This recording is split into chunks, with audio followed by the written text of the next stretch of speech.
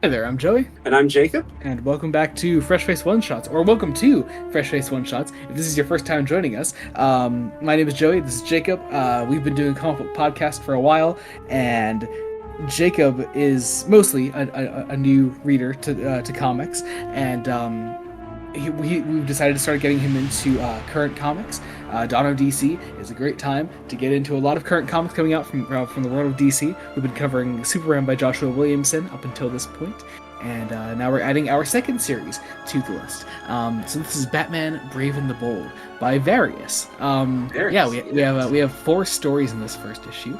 We have The Winning Card by Tom King and Mitch Gerrits, Stormwatch Down with the Kings by Ed Brisson and Jeff Spokes, Superman Order of the Black Lamp by Christopher Cantwell and Javier Rodriguez, and Heroes of Tomorrow by Dan Mora. Let's get into this. So, this is 3 of these stories are all labeled as part 1s, which I think fascinating, interesting. Great to see that this as an anthology book isn't just gonna be Batman. Yeah. Really, bringing the whole Brave and the Bold idea in there. Yeah. Hoping I'm hoping we see some team ups though, like sort of the classic Brave and the Bold title was. I'm sure there will be. Yes. But for now, it's more an anthology piece. I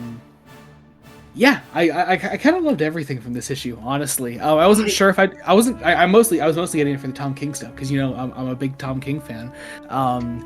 But I loved everything. I didn't know how I was going to feel about the rest of the stories outside of the Tom King one, and I don't know. I kind of loved it all. But that said, let's get into the Tom King one. This is Batman: The Winning Card, Part 1. So, you've never read a Tom King book. I've not read a Tom King book, and you adore Tom King to bits. I do adore my Tom... I can't speak. I do adore my Tom King books. And this is certainly no exception. But yeah, this is great. It's a retelling of the very first Joker appearance done through the horrific lens of Tom King and Mitch Gerrits. And right away, Mitch Gerrits does some fantastic artwork. So is Gerrits' art often like this sort of style? Because I wasn't sure if because this is set in the past. This is the very first Joker story, a retelling of the very first Joker he didn't really change his art style much for the type of interesting story.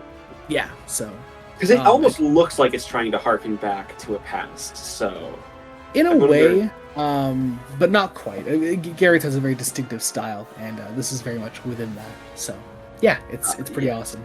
So we open up here. Now I think you've read the first Joker appearance, right? I actually haven't, but I know haven't. I haven't, but I know it's about it involves stealing diamonds. I know it involves a guy being poisoned in because the whole thing is the whole mystery. The whole thing is the whole first page is they introduce the Joker, and that his first thing is he puts out a threat to he's gonna steal the Claridge diamond over the radio. He says he's gonna do it over the radio. He's gonna steal it at midnight, and so the idea is that you sort of know that going into this, but also they catch you up on it if you don't know that already. But yeah, we take it from there. I kind of love that. Again, it being a retelling of the Joker's first appearance, Gordon isn't really taking it seriously. He's Captain Gordon at this time. He's it's another wild goose chase. There's talk later on that we had a collie just like this with the Gotham Reservoir. Nothing happened there. Nothing's gonna happen here. There's a sense of security there, but Gerrits' art I think is very much telling you the story that the text isn't. There is. Saying that there really is something terrible going on here. If there's something I had to say about the way the art tells the story through the entire story is that it makes it just unsettling. Something I think you'll also find as you eventually read more Tom King stuff is a lot of his dialogue is very minimalist, and you could see that here. It's a lot of repetition. It's a lot of just keeping things short and sweet. And just letting the comics as a medium do the talking, and it's really great. So we also see. I love the way that King characterizes early Batman as almost unnecessarily cruel. Oh, absolutely, yeah. like playing up really the monster. I know in the original story it was Batman and Robin because Robin was a character who existed, but I am imagining Dick Grayson isn't around yet. In this telling, I imagine not. Yeah, unless he is later on. Who knows? I mean, proving. I see. I predict that he isn't, only because I feel like the influence of Dick Grayson just softens Batman as a character intentionally.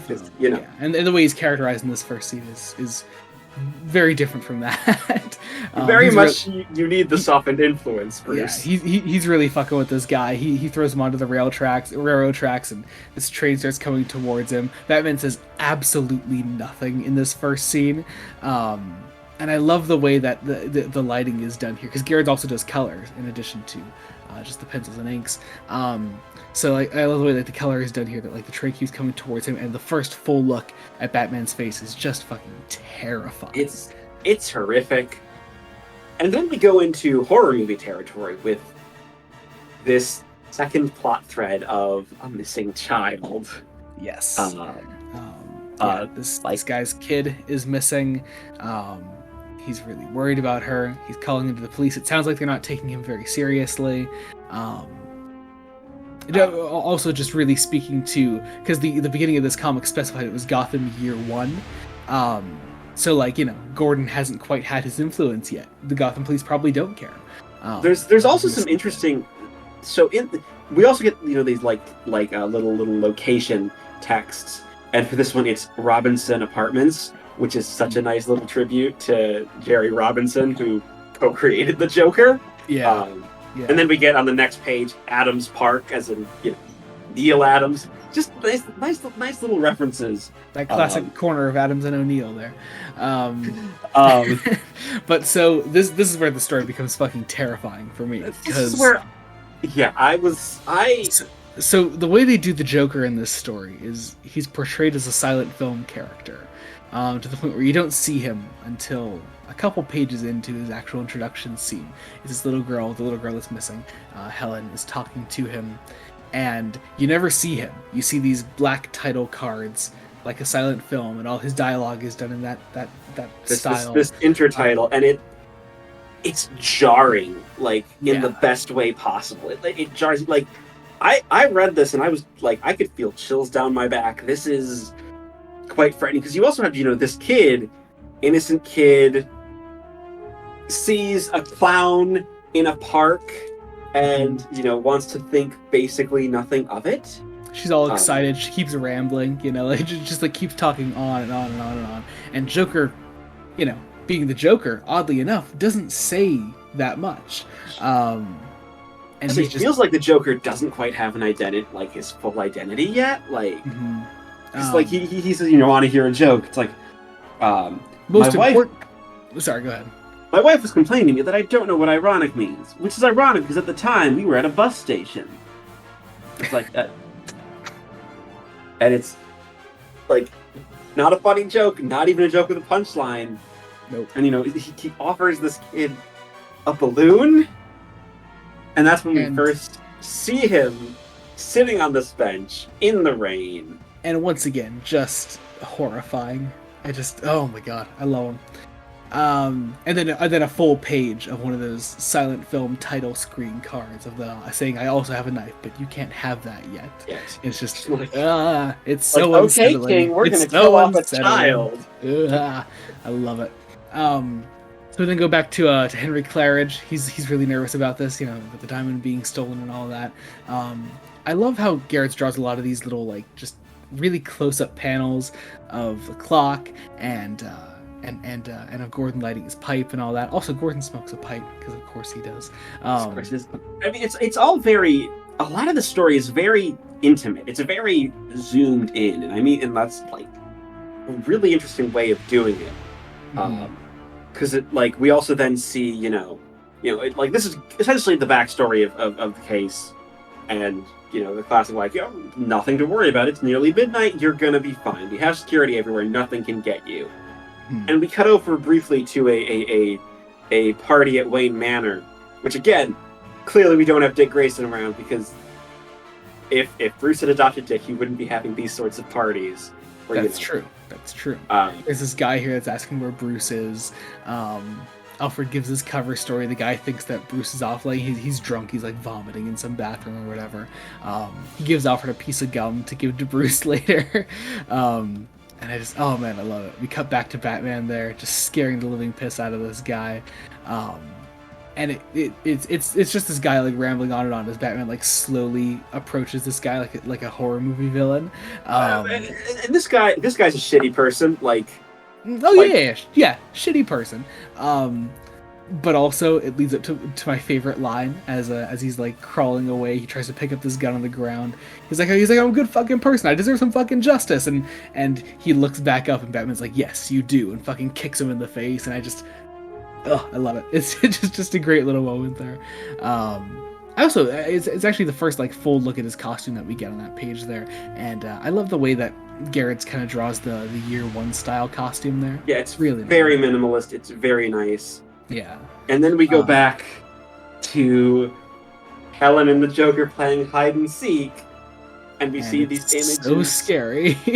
Images of the Joker's plan, drawn like a child, brilliantly but terrifying. Like we talk about, he fell into a vat of acid. It burned off my skin. This is all that's left. I love it. And he eventually asks, do you think it's midnight yet? It's like, oh. And then we see, it's midnight. Clarence celebrates, and then just fucking dies. Yep, he's been poisoned. We find out that the diamond has already been stolen. It was replaced with a fake. And Joker's plan has already succeeded. And then we see this poison take effect. Clarence starts smiling on the ground as he's dead. We go back to the party at Wayne Manor, which it's my favorite single panel in this whole story. The one where we zoom in on Bruce's face. And he's talking about how he went out looking for a demon and he found him, and his face just gets covered in shadow. His eyes become like Batman's. Kevin Conroy takes over in this moment in my mind. For me, it's just in the "I always find him" line, and it's so good. I absolutely love it. Just great. And then we get Joker then returns Helen to her dad, and it's really uncomfortable. Joker kills this guy, and then I'm pretty sure, definitely, kills the girl.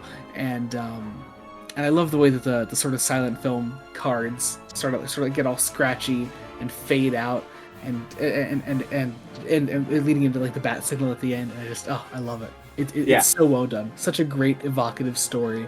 And it's only the first one in the collection. It's pretty great. And it's also it's great. It's terrifying. It's also part one, because I can't wait for part two on this. But also, the tonal whiplash. Going from this to the skeleton man greeting you, saying, "Welcome to Stormwatch." I have only had Director Bones for one issue, but if anything happened to him, I would kill everyone in this room and then myself. He's pretty great. Now I gotta admit, I don't know much about Stormwatch either. I don't know about this. This is a group of military with tech and famous supervillains and sort of anti-heroes, kind of D-listers, because this story has Rose Wilson in it. We have Ravager here. We have Shadow, who I don't think you know, but Shadow's there. Green Arrow. Didn't they do her an Arrow? I believe so. Didn't they? The first season or something? Didn't they kill her off? Yeah. Yeah. She's great. Peacekeeper 01 is here, who's from the recent Fear State story. I say recent, God, that was probably over a year ago already, wasn't it? Anyway, but yeah. Also a character related to Ghostmaker here. Mostly Batman-related characters in this lineup. We meet all of them. I love Dr. Xanto Zima. The first descriptor. There's no AKA whatever name. It's Dr. Xanto Zima, Italian. This story is after we've had that for this is more of a nice black comedy action piece. It's got some wonderful chaotic energy to it that I really appreciate coming straight off of Winning Card.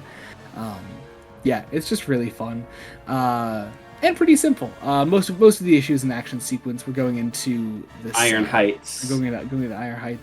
Iron Heights. Once again, can't speak today. Going into Iron Heights, and we're going to break out this guy here, Husk, and it's just like it's just fun. It's just fun. We break into here, we kill a shit ton of people. It looks really great. I forget who's on art, but they're really great. And yeah, it's just a really great time the whole way through. I'm hoping it slows down a little bit in the second issue.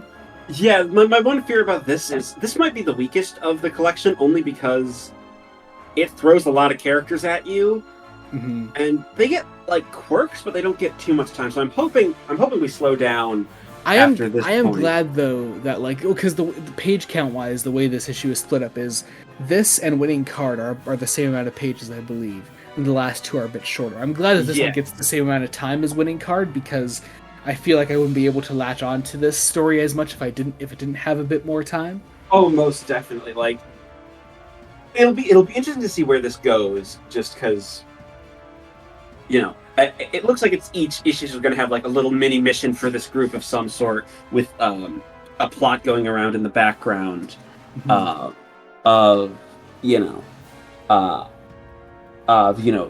Director Bones reporting to a superior. I love that this character's name is Director Bones. I love the tie with all the stars on it. Just fun. I love them. Yeah, and so there's pathos, but as a story, it's action. It's fun. Yeah. It's fun, yeah. If you don't, I don't really know Stormwatch. Obviously, you don't. I feel like a lot of people wouldn't be. So it's a good way to shove this to being like the second story in a Batman book written by Tom King. That's definitely gonna sell. Having these characters in here is just really nice, and I feel like it exposed them to a really nice new audience. I'm surprised for the third story then that they went with Superman instead of maybe trying another obscure character. But I feel like with these sort of stories, in these back two, these are the stories that are probably going to rotate the most with. Almost definitely, because they're the shorter ones. But I really, really loved this one a lot more than I thought I would. This story focuses on Clark Kent, the Daily Planet reporter, rather than Clark Kent, the husband, the father, the Superman. It's Clark Kent, the Daily Planet reporter, which you just don't get that often. I know when we did our Superman the Animated Series episode of Fresh Face Comics, we both said that our favorite episode of the show was The Late Mr. Kent. Yes. Another episode that focuses a lot on Clark as a reporter. And so, I don't know, just having this here is really nice. And Clark is experiencing a very human thing, writer's block. Lois is saying like, hey, like, you aren't filling anything in. Like, I need bylines, and Clark is struggling with it. It's a very nice, relatable side of Clark that you just don't see often. It's also reflecting on the new status quo of Clark's identity being like a secret after, like, because that's a recent after development. It is, in Action 1050. Yep. Okay. Like everybody knew. Everybody knew until Lex stepped in. Look, at least they didn't try to pull a Spider-Man and dissolve, say, Clark and Lois's marriage. That is the day I stopped reading Superman comics. No, that's honestly, like. But I love the way Cantwell writes the Clark Lois relationship here. It's done really well. What's interesting is that this, because it's in a professional setting, it has to be professional, but there's still like that care, and that very interesting, Lois, encouraging Clark, maybe you need to approach this from a different angle, and you'll see something that you can do. So Clark tries writing like a story about Superman, and it turns out to just be shit because he's just really bad at writing about himself. I don't know. Again, just another thing I really like. Everyone's bad at writing about themselves for the most part. And then we see that Clark gets like a package addressed to the Daily Planet, but specifically to Clark Kent. and it has this little decoder ring in it. For the Order of the Black Lamp, which was like an aspect of a TV show Clark watched as a kid. Yeah. And it leads Clark to this mountain. It looks like towards the end of the issue. But it's cool because Clark comes up with this idea that I'm going to write about this ring and where it leads me. I'm going to write it with Superman. It'll be an article by both Clark Kent and Superman. And I just love that idea. I can't wait to see where that goes. It seems like there's a lot of potential there. And we have someone that's in need of saving. Yeah. Set up for a future story arc. Yeah. And so now we go into the last story, which is the Dan Mora one. Dan Mora writes and draws, and most people just know Dan Mora as an artist. And I mean, looking at this, you can see why he's a damn good artist. Yeah. Have you ever seen? I'm sure you've like seen Dan Mora. I have seen a lot of the covers. The current Batman Superman World's Finest. World's Finest. Yep. Yeah. And also he just started doing Shazam, also with Mark Waid. Ooh. So. Ooh. Yeah. That's interesting. Yeah. But yeah, so it's this alternate Gotham, futuristic type Gotham. It's got a very Batman Beyond vibe to it, I feel. And we focus on these two kids named Richard and Jason, and it's cool to see. I don't know. I just dig that. I love this idea of super-powered, like cybernetically enhanced Batman saving these kids on the street, and just Batman fights the Joker, and the Joker's in a mech suit. Yep. Like it's got this nice level of like comic booky ridiculousness to it, but still very much keeps the heart of a Batman story in there. And, I find that balance really interesting because it can be really hard to do, but I love the way it's done here. And I don't know. Also, just the fact that the entire thing is in black and white just very much fits the story. And I always love Dan Mora's art, but just seeing it like this is very different and very special, I feel. Very special because like Batman goes under an anime style transformation to fight the Joker. We find out like the Joker isn't actually there, and we end with him comforting the kids who are, obviously alternate universe versions of Dick Grayson and Jason Todd, children, brothers. And it's just really nice. It's a really lovely little story. And honestly, probably despite being the only like one shot story in here, it's one that I would like to see more of, actually. So yeah, still great though. And I guess that was Batman Brave and the Bold #1. So that was pretty great. I don't know. I'm glad we're covering this kind of story, this kind of series on this series. It's a very nice little thing. What's interesting is I hope we can cycle some of these stories. It'll be interesting to see, like, because this last Dan Mora one was a one shot. What Mora cooks up next time, and where all these stories kind of go. I really hope, because if DC is smart, they will use this to promote some of their non-Batman characters and non-Batman and Jason characters, which they clearly already are with the Stormwatch story and hell, even the Superman story, because pretty obviously Superman doesn't sell as well as Batman does. Unfortunately, nobody at DC sells as well as Batman does. Yeah. You can make a fucking Batman title about his 24th Robin that nobody ever heard of, and everyone will buy it because it's Batman. Just slack Batman on the front, and it'll sell. Yeah, exactly.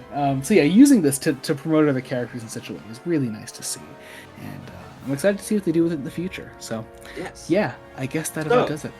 So if you're watching this, if you haven't been watching our episodes on Superman, go do that. If you haven't been listening to the full podcast where we do full story arcs, go do that. When around this time when this comes out, we will have just released an episode on the end of Jeff Johns' Aquaman run.